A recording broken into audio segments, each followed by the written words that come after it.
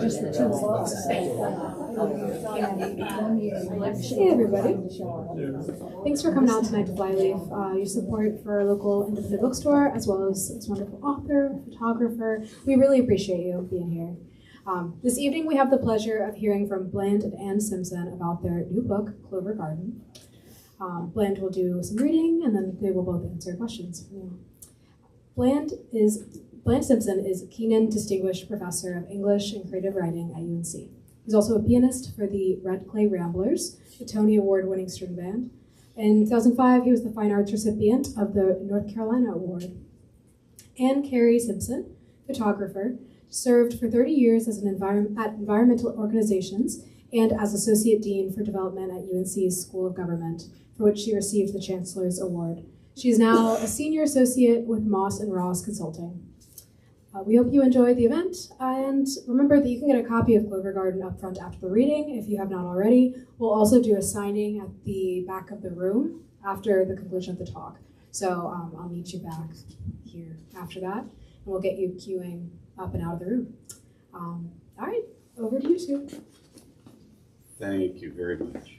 And thank you all for coming out. We have a few pictures and a few words that we've put together over the last several years about Clover Garden, North Carolina, which is in the extreme southwest corner of Orange County.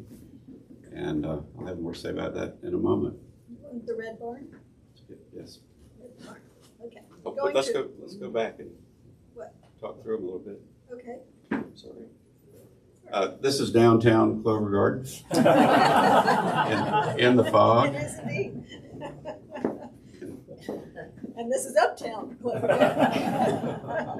That is about the size of it. That's it, yeah.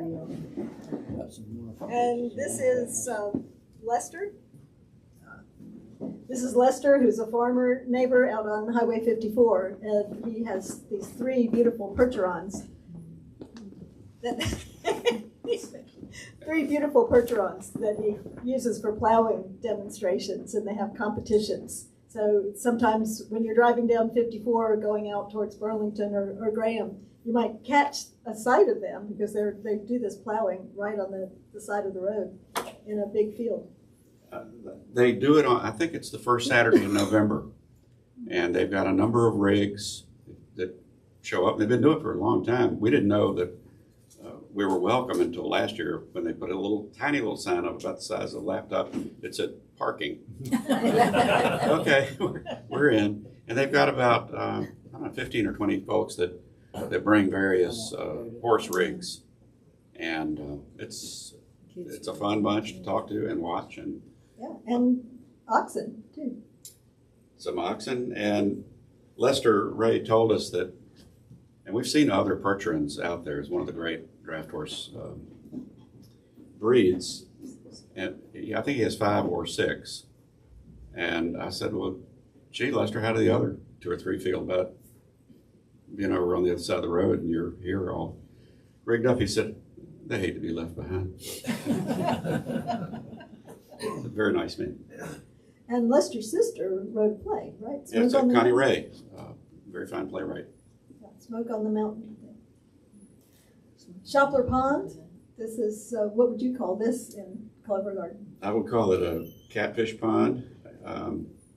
Our great friend and his wife Eric and Miggy Shopler made this pond, and not too long after they made it, Eric, I'm not going to read the whole piece, but Eric talked me into going in with him on a trout raising mission. And I was in my 30s, I think. I didn't think through it that trout should not be and cannot be raised in a catfish pond. They hate dirt of any sort. And but before I had to go the whole season of growing these fish, we had little fingerlings, and that's about what they stayed. A very bad storm came through, a 2-day rain, 4, 5, 6 inches, and it turned the cage they were in. Put it up under that dock, and they all got out before I could feed them. And I had to go down there daily until this incident occurred. And so that's the encapsulated version of my career as a trout fishing, trout raiser. That's what that is. And this is kind of neat. Paul Green came out and sat for Bill Hipp, a very fine sculptor. And Bill was doing a bust of him, which is now up in Dialectic Hall, 3rd floor, New West on campus. And Bill did a lot of this kind of thing. He got really nice commissions. And when I met him, we were about the same age, and I thought, great, artists of Bingham Township. And I only, as it turned out, saw him one time for about 15 minutes. And he disappeared some years later. It was a really awful mystery, and John Sanders told me he thought that he was last known to be in New York, calling his grandmother on a payphone, and that was the last known contact with him. And he disappeared into the Mall of New York. But he was a very, very talented fellow, and that's a great picture that Georgianne Eubanks had in the Paul Green files. If you ever have a reason to be at the School of Government on campus here, there's a bust of Albert Coates, who was the founder of the School of Government. That was done by Bill Hipp. It's right in the stairwell in a little niche there. And actually, there's a duplicate of this in the Playmakers in the Green Theater in the lobby. And there's another one down at the Elizabethan Gardens. I'm not sure exactly where on those grounds, but it's down in Mania. So Bill's work lasts on. If you show up in New Bern and see a bust of Baron de Graffenried, who almost got killed along with John Lawson, but talked his way out of it. Bill made that bust, and it's right downtown in New Bern. So his work lives on. The red book? This is also, it's next to that barn in the fog that you first saw, and this too is downtown Clover Garden.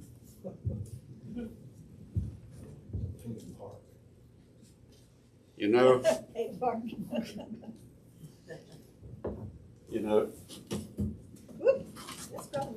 that's just too clumsy without a stand.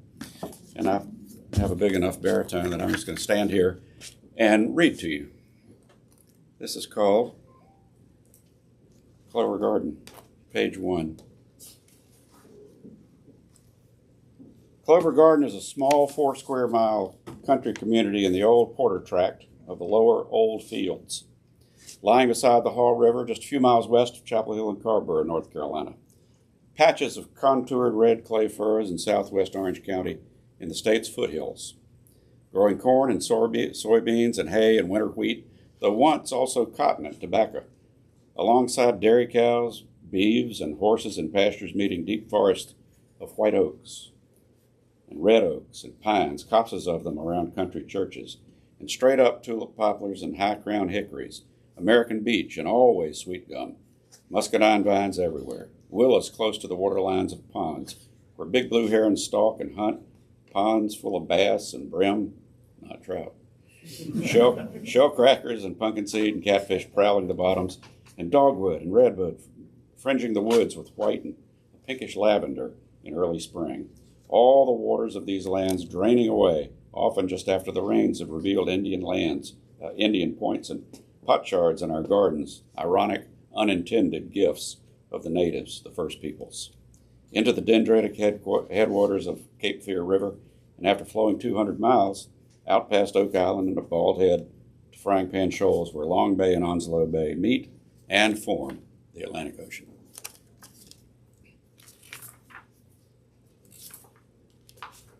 To be a citizen of Clover Garden here in the Old Fields, to be a part of its membership, has been and remains a great wonder of my life.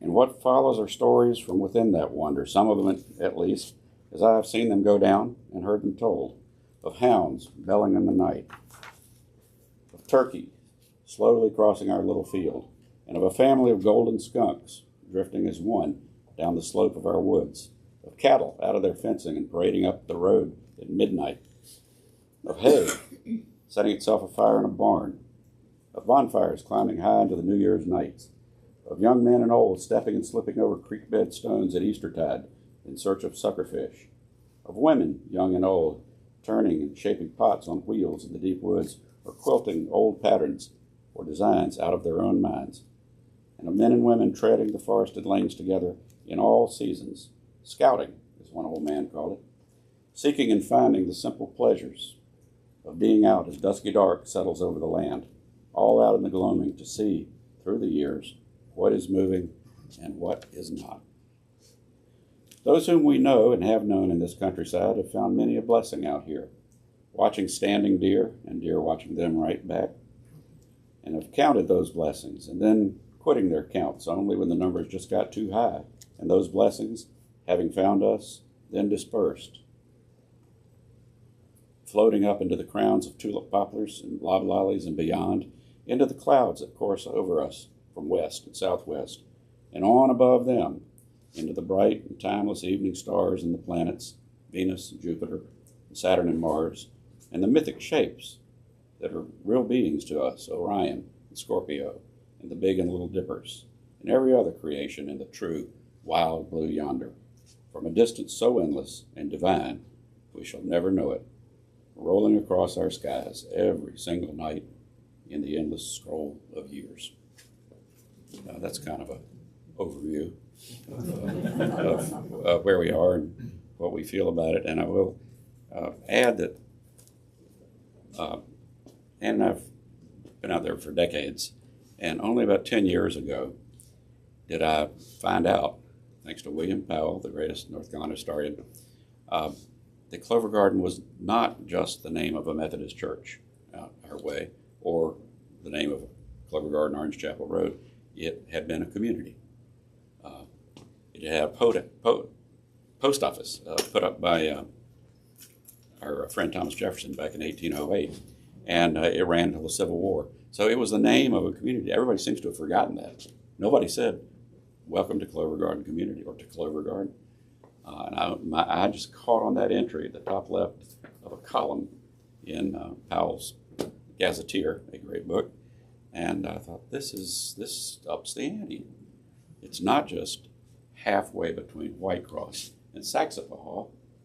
It's Clover Garden. It got its own name. So I think we have a beech tree coming up. We've got boats. Oh, the boat. That's my neighbor. That's my neighbor, Bill Garlick, and I'm at this bow. We're launching. This is one of two Bevan's sailing skiffs, 11.5-foot sailing skiff that we built out in his barn in Clover Garden. The launch, of course, that is not a Great Lake just west of Carborough. That's Core Sound. I think you can even see. Well, Almost see the light. the lighthouse is way over there. Anyway, since it was built in Clover Garden, it earned a place in the book. So a little bit of maritime. I'm going to read you a couple of paragraphs here. Ann's pictures are lovely. And, what did you name the boat?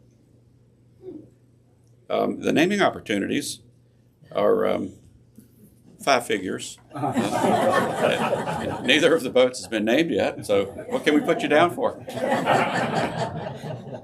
Ann has been a very great. Learned something over the years. Ann has been a great development officer for the Nature Conservancy and Environmental Defense, Public Television, and the University of North Carolina at Chapel Hill. And I have learned a thing or two. It's so easy to say, how much can we put you down for? It's inclusive. I'm just going to read several paragraphs. This is called Beach. When a week of February rain comes, as it has here during the moment of the full snow moon, the deep woods are dark gray and foreboding, and one may feel portioned off, isolated. Only the beech trees and their marrescent leaves, looking like sand or wheat, bring light to such dark, wet woods, standing out vividly among the dark gray oak and hickory trunks, the cyanine green of the cedars. A few of our beech trees are large and well spread out, but many more are saplings, 6 to 12 feet high, present and proud and serving a fine, multifaceted reflectors.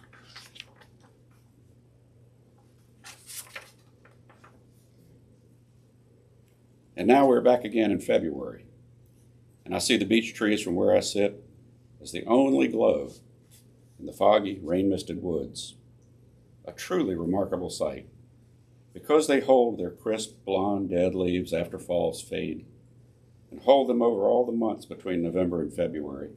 The beech rattle in the cold breezes, and ironically and alone in all the forest, shine on and shine out all winter long, and so glowing, offer us light and hope and timely faith that spring will, as always, come again soon.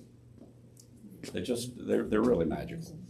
And one fall they seem to give off more light than before. I don't know what it was. Maybe we were walking earlier in the evening, but I felt like I was noticing them for the first time, and then couldn't get enough of them. So next time you see a beech tree in the winter, maybe give it an extra 5 seconds. They're just lovely. Well, what comes next? Oh, the Atamusca. Lilies, these are wild in the woods, down by a little tiny stream. Windflower. Yeah. Lovely little windflower. They're tiny. These are only about yay big. Just You have above to them. get down really low to get a picture of them. I'm glad they look as big as they do. Yeah. But they really are tiny. And there's a little stand of them along our gravel driveway that the grader yearly comes very close to, and we're nervous about that. They persist. They persist. And then by tiny, I mean it's like 4 feet by about 16 feet. And that's the community. That's the whole thing. Ready? Mm-hmm. Is that your still? How much can we put you down for? Buy a gallon for like 20 bucks. All right. This is an artifact that will never go away. This one. A lot of barbecue has come out of that item there. Long time barbecue cooker. Also pay you $20. Okay, I'm making money here. Keep Just- going? Just stand. No, let's stop right there. This is even country folk have to leave and go make a living somewhere. I've been lucky enough to come to UNC and teach for 42 years. And when not teaching, I often ran away and joined the circus, which my circus was called the Red Clay Ramblers. And this is about a gig we did in Charlotte. It's called Charlotte Saturday Night. We Red Clay Ramblers were once to perform for a Southern Conference of Recreation Directors as the closing event of their Saturday banquet, held in the large hall of one of the main hotels in Charlotte. And so we appeared, loaded in, set up in the late afternoon of an autumn day. A little after 8 o'clock, we took the stage and powered out our rousing opening number, the Saratoga Hornpipe, and a hoedown, Fisher's Hornpipe, a musical amalgam about 6 or 7 minutes long, that we have for years called the mile-long medley. At the medley's spirited conclusion, the crowd of about 300 roared. These were folks who were professionally upbeat. They plied their come get in the swim wares on cruise ships and hospitals, at town parks, at camps and schools, and they knew how to insist that everyone in any group join in for shuffleboard or singing and dancing, exercise, water ballet or water polo, even thumb wrestling. Anything active that demanded participation, here were gathered the very people who could coax any group's performance onto a higher plane. They roared, they whistled, they said incomprehensible things and threw their arms up into the air. They drank at will. They had a hard time sitting in their seats and did not want to. So some of them stood and twisted and shook in place to the hearty cheers of others. And this response was just to the first musical number of a 75-minute show. As we played on, the recreation directors, a group fairly evenly made up of women and men, sat energetically, dancing with their hands at tin-top cloth-covered tables, performing for each other no less than we were performing for them. The centerpieces, which we had admired as they were being set out before dinner, were eye-catchingly colorful, crafted to represent symbols of our state: a green pine bough, a branch of dogwood in flower, some cotton with the bowls cracked open, a few blood red cardinals for good measure, all of these symbols made of paper. The recreation directors were an overly friendly audience, singular in their kinetic, extroverted, can't-hold-back way, unused from lifetimes of moving and leading, merely to sit back and watch someone else move and lead. Here they had been sitting in Charlotte hotel conference rooms for several days, watching slideshows and listening to industry favorites preach a gospel of good fun and full-throated participation. And now, likely after too long at a cocktail reception and too much free-flowing wine at dinner, they were primed, to put it rather mildly, and our highly rhythmic string band music was all the powder keg they needed. During our fifth or sixth song, from the stage, we saw a huge plume of flame rise up at the back of the room. Someone had set a paper, cotton, and cardinal centerpiece afire. Most of the room, facing toward the stage, did not see this flame, nor see it settle right down almost as quickly as it erupted. For that back table's folks, having had their playful moment, quickly put it out. As far as they were concerned, no harm done. And we, the band, played on. Played on for another scant minute till just enough smoke rose and found a smoke detector and set off the hotel's fire alarm, a set of noisy, grating buzzers that following every few buzzes, sounded out a robotic man's recorded voice saying, "Everyone, please leave the room now." And did they? What the finest recreation directors of the American South did was quickly look around, decide there was no fire, thus no danger, and that this accidentally triggered fire alarm was an occasion to co-opt the performance, to play with each other, to sing and to dance in seconds. Their laughter, their screams and squeals of delight, their joyful leaping out of their seats with attendant chair banging, all drowned the band out, and we ended our song.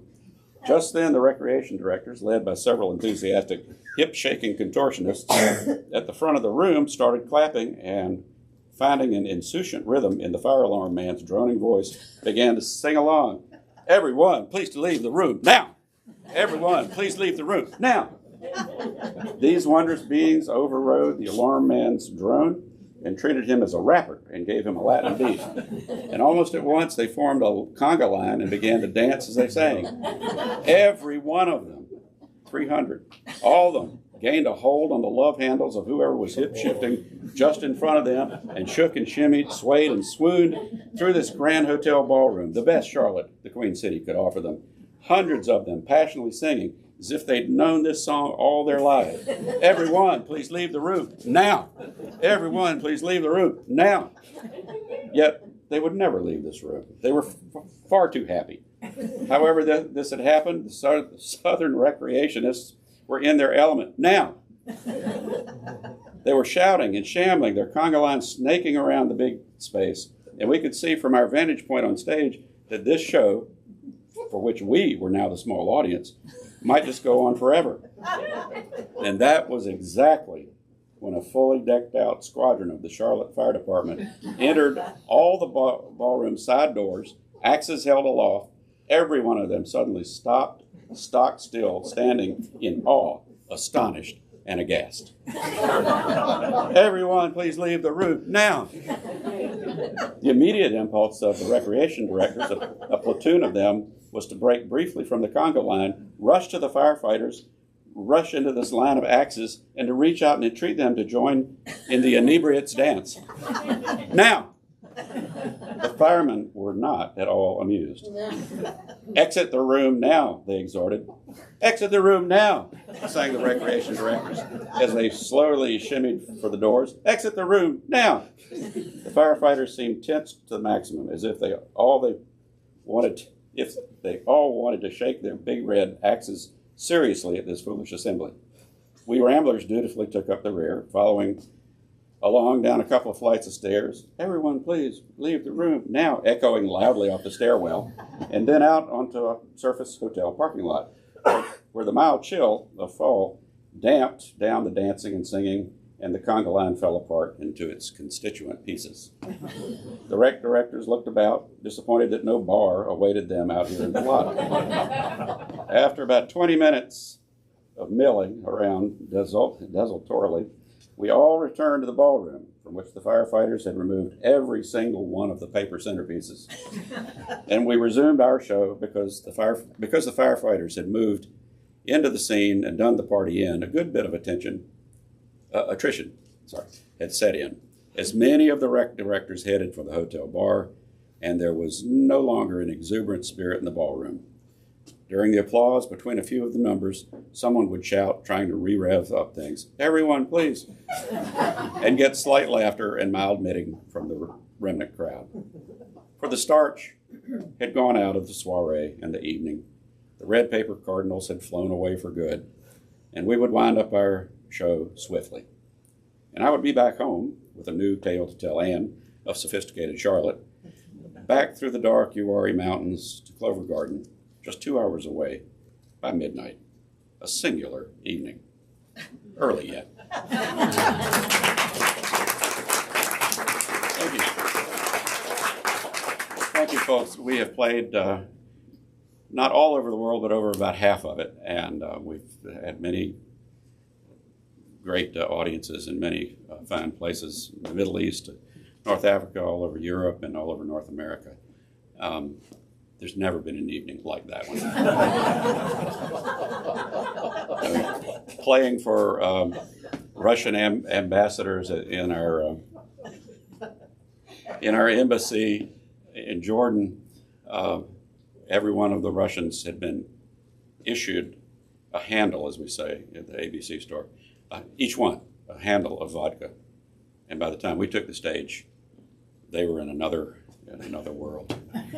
That was singular too, but they didn't light anything on fire. If you need a very special event, find the recreation directors. It might not be the event that you had in mind, but it will be special. Thank you all for coming out tonight. This is our launch. We had a pre-launch back in Greenlaw Hall about 3 weeks ago. And a couple of my colleagues are here hearing some of the same stuff. Again, thank you very much. We have a wonderful faculty in the creative writing program.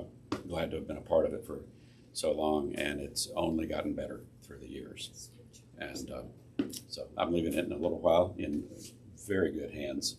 And these are two, Carolina and Stephanie, two of our leading lights, and onward and upward with the arts.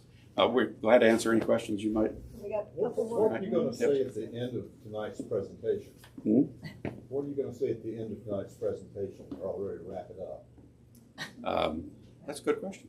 We're going to answer a few questions. I'm asking you an easy question. What's he going to say? Everyone leave the room.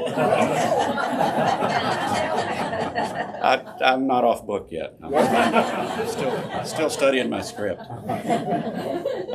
And no cell phone picture. I so regret there's not a picture. There is no picture of that.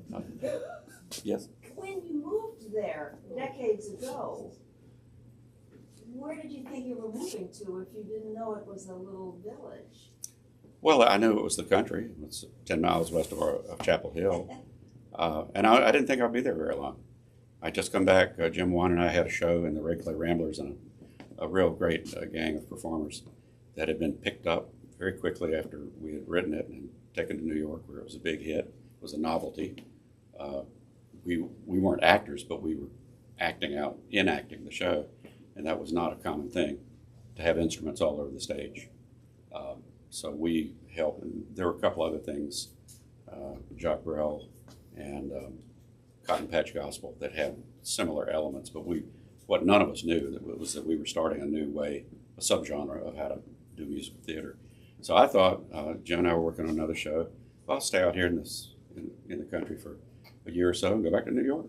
And something like that happened, but I didn't leave Clover Garden. And I thought, well, maybe after a couple more years, but I kept staying there and doing a lot of stuff, but always coming back there. And I guess I like it. But no, I didn't. I just didn't know that it had been a community with a name and a post office.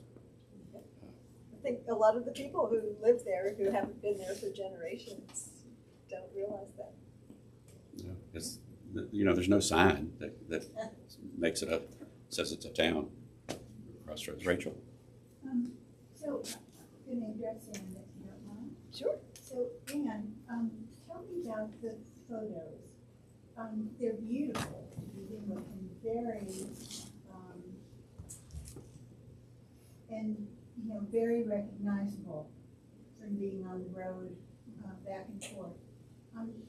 Tell me what gets you to take that picture or another.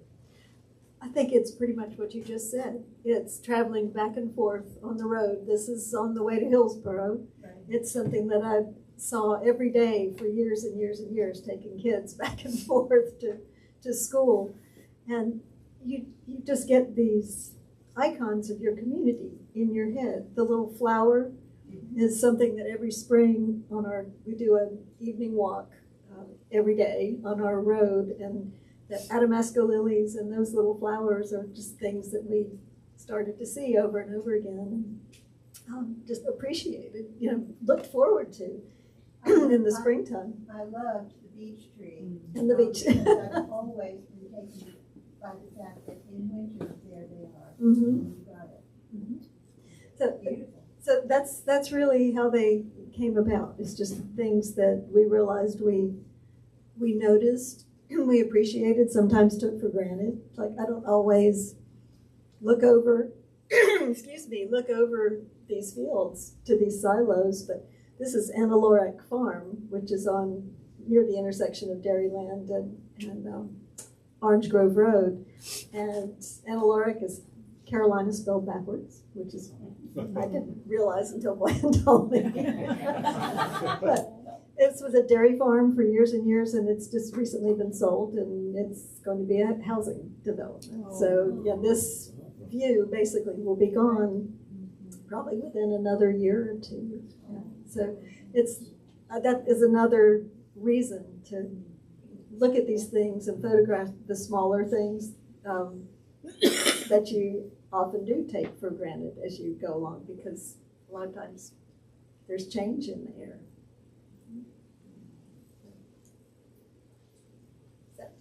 Carlene? Yeah, thank you both so much. This was such a beautiful reading, and I love being able to see the photos. And actually, my question is for both of you. I would love to hear you talk a bit about the process of putting these photos alongside the words, and if, Blanche, for you, if the photographs, seeing them here positioned alongside the writing, if that has sparked anything different for you about the language, or Anne, if seeing the photographs, the images alongside the words has sparked something different for you in terms of visual and just photographing. So yeah, really a question about cross-pollination and collaboration. Oh, that's a good question. Well, I sometimes hand Ann a short list. We need a picture of this and that, and she'll see something else. And it's like going to the library after one book, and then there are all these better books next to the one that you wanted, or things that increase your awareness. That's often the case. And when we've been out in the field all around the eastern part of the state, we will go to a place predetermined, usually by boat, and she'll take pictures and I'll take notes, and then when I see the picture she's taken, they will enlarge what notes I've taken. And a lot of times, where was that? I didn't see that. And Ann would say, well, I did, and the camera did. And you learn. And yeah, I guess cross-pollination is a good way to put it. But some are, sometimes we need a picture of this thing. I thought we needed a picture of White Cross School, but it doesn't look like it did when Bill Hipp was operating a studio out there. It's got stuff built around the front of it, and bushes have grown up. And it turned out we didn't need a picture of White Cross School. What we needed was the one that George Ann came up with, of Bill Hipp himself and Paul Green himself, and that's I don't know that photograph has ever been published before. So, but by the same token, the hayfields picture that you saw, that's a scene that we both love in the community, and we knew we wanted a picture of it, but for me, it was just enhanced immensely by what Bland learned about how long farming has been happening in that community, the old fields. Do you want to talk a little bit about that? yeah, It's the deepening of the meaning of a photograph from what you first thought when you took it to a lot of other things that it connotes. Yeah, this is really important, and it's sort of deeper subtext because these words do not appear in this text, but what it's really about when the role is called is farmland preservation, and especially farmland preservation near very large urban areas.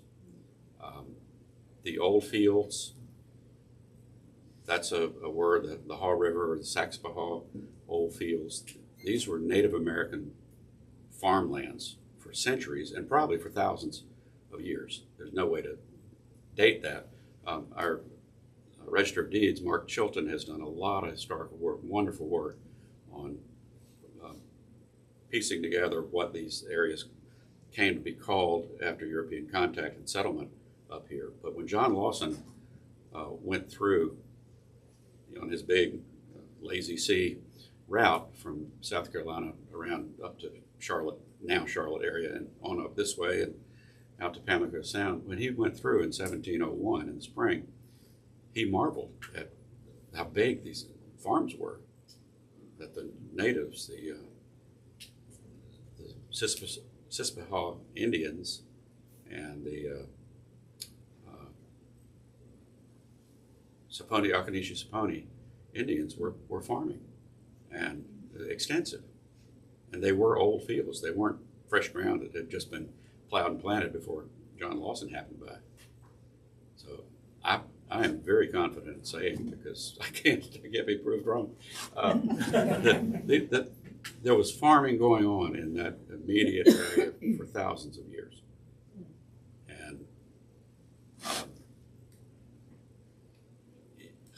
maybe there'll be relics from those older days found somewhere on a riverbank.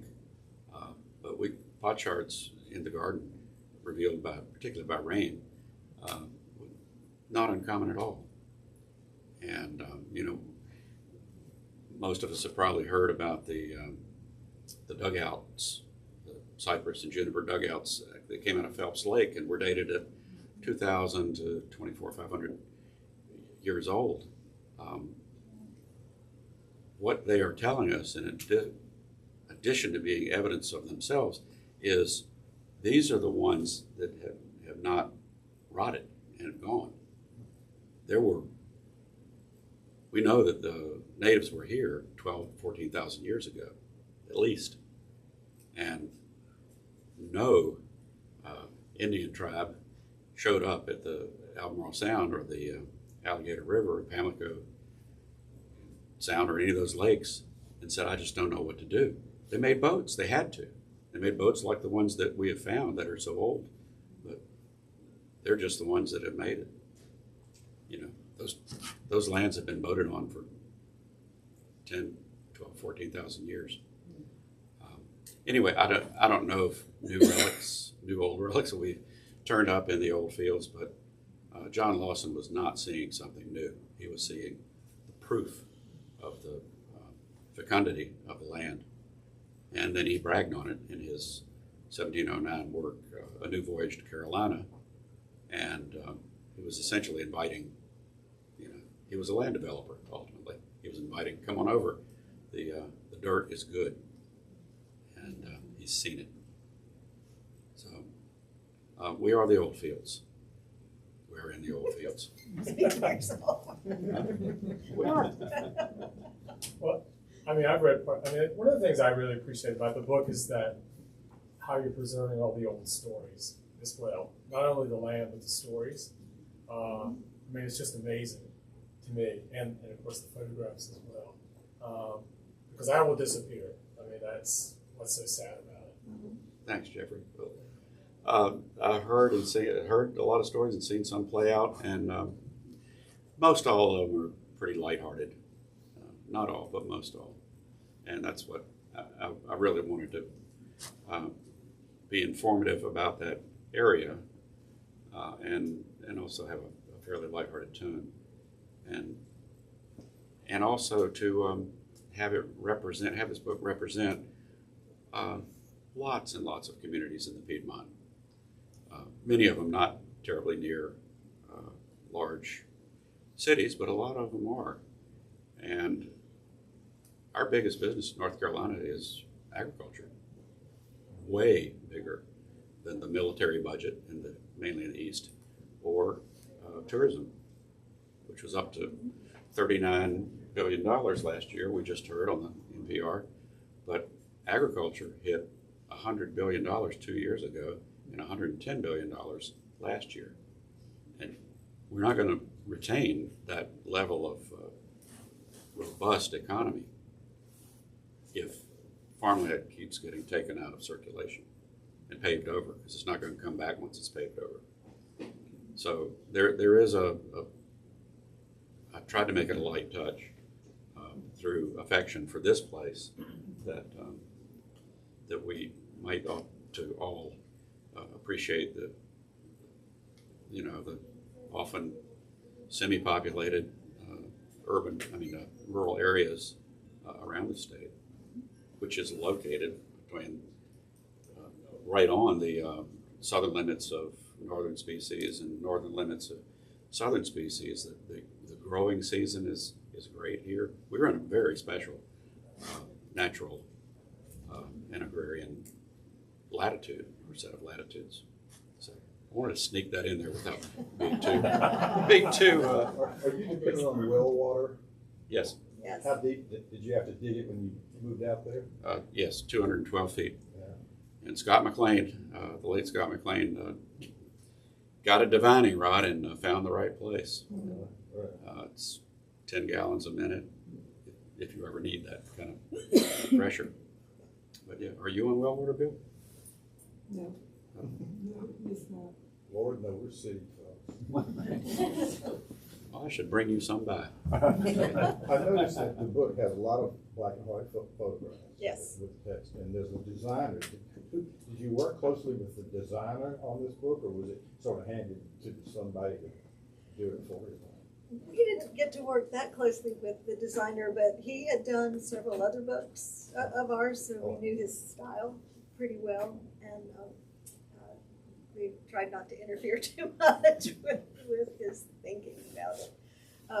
I think the most interesting thing to me is usually what the designer chooses for the cover, because they rarely consult with you unless they ask for a selection of photographs that you think might work for a cover, and then here comes the cover.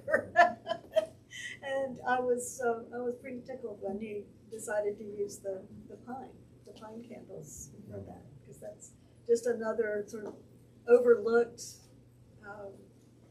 feature of our landscape that comes out every spring. You get those little pine candles, and then all the pollen that comes along with it. But yes, he was good at choosing what to put where. We usually do give some instruction based on the text. A photograph that will go well with this text, or that relates to that text. And he follows that, at least that level of instruction. We didn't know that we were going to have this designer on this book, because he's been retired, or the last book. He's been retired for some years, and he is an international talent. I mean, internationally recognized artist. His name is Rich Hendel. And when the last book we did was in 2021 called North Carolina, Land of Water, Land of Sky. And we were surprised to have Rich's hand on the design, and just so appreciative. And then to have him sign on for another one. And we didn't know that it was Rich's touch until we saw the galleys, the proofs, the page proofs. And and we just knew that that was his hand. So anyway, we've been very lucky publishing with UNC Press since 1990. So to have a publisher and the constancy of that and all that implies and all that it means in material form is pretty glorious. And thank you from very UNC happy. Press, Landon and Ann. I've only worked with you for 4 years, but we really are so happy with the new book, and we appreciate you majorly. This is Peter Perez. He's the publicity director for UNC Press, and we're very glad to have your help, Peter, and thank you for being here tonight. Pleasure. Yes. Are you aware there's another Clever Garden about 30 miles northwest? I learned that up in Greensboro, yes. But, we've got, at least a couple of north rivers and a lot of little rivers, and I wondered for about 20 seconds, is this going to be confusing? And I thought, I don't think so. So, but thank you for mentioning that, yeah. I hope we can be sister cities. Chuck. There's a school there. Yeah. Glenn, I'm curious over what period of time you wrote this collection of stories. For example, how long ago did you write the piece that you read us about the performance in Charlotte? Did you write that right away, or did you write it some years later? No, many years later. I think that was about 20 years ago.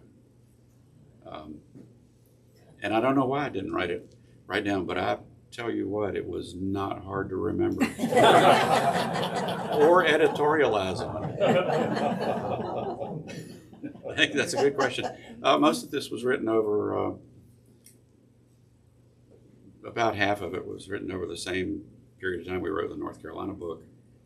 And we put the few things in about Clover Garden or that area, but I realized that we can't put all this in because it would have made a very lopsided book. So I held that back, and then when my editor at the press said, if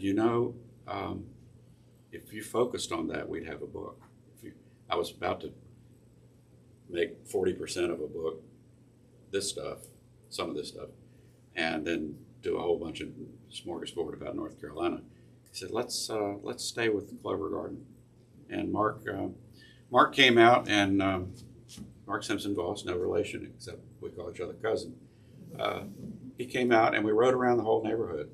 And I just said, because he had read a bunch. I think I was up to about 30,000 words. He said, go to 50 or 60,000, and we've got a book on this place. And that was his idea, not mine. And it's always, or often, hard to get next to somebody else's idea. But it didn't take me 36 hours. I thought, I suddenly felt this weight go away. And I thought, this is the place I've been longer than any other where in North Carolina or anywhere else. So. And going back to Jeff's point for just a minute, I've heard a lot of these stories over the years. So to me, it's oral history, and to have it now written down so that others in the community can have it and keep it and know their own history is a lot of fun for me. I just wanted to say how much I enjoyed the book. There's another Clover Garden person. But also that I started out thinking it was a collection of stories, but finished up feeling like I'd just seen an impressionistic painting of your life, which was really wonderful.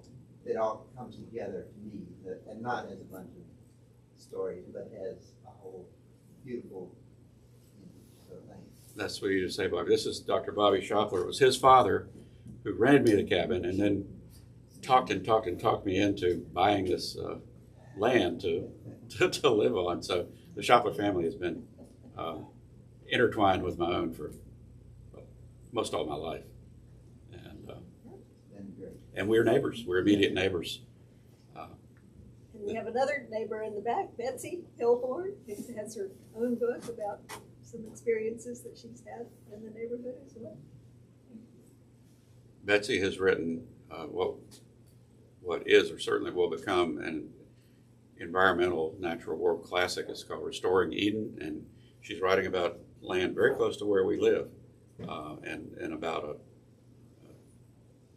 about some severe environmental difficulties and what went on. It's a very important book, and I told her the other night, I don't know of any other small, tiny community in North Carolina or elsewhere that's gotten 2 books worth of attention in essentially the same couple of year period. Yeah, and I'll tell you, I never thought that I would be an author.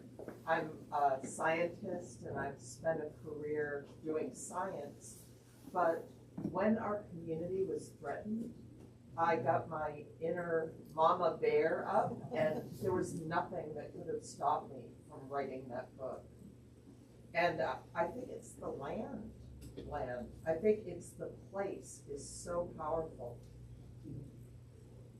I agree. Betsy's book is Restoring Eden, and we do highly recommend it. Any other questions? You're gonna outdo Hillsborough, so number of authors per square mile. A new author's node. Author's Corner at the Kraken. We played some music over to Annie Dillard's house one evening about 20 years ago, and as I was packing up, she said, "Now we need you and Ann to move to Hillsborough." I said, "Annie, it's a great town. It's the capital of our county, but I live in Clover Garden. I live in Bingham Township." So, thank you very much for coming and help us launch our book about time collapse.